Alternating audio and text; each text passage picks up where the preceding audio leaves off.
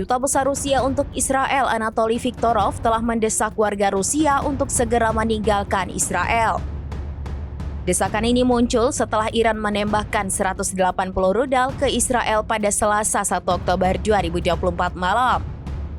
Berbicara kepada kantor berita TASS, Viktorov mengaku khawatir dengan peningkatan eskalasi di Timur Tengah.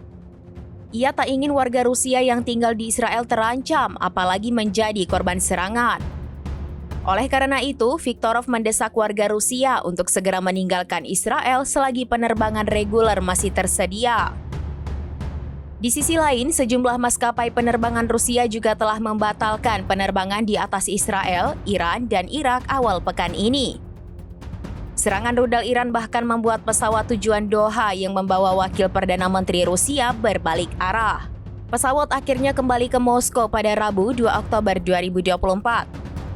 Adapun serangan rudal Iran ke Israel merupakan balasan atas tewasnya pemimpin Hamas dan Hizbullah. Iran mengklaim 90% dari rudal yang diluncurkan berhasil mengenai target. Sementara Israel mengakui sejumlah pangkalan militernya terdampak serangan namun tidak mengganggu fungsi angkatan udara.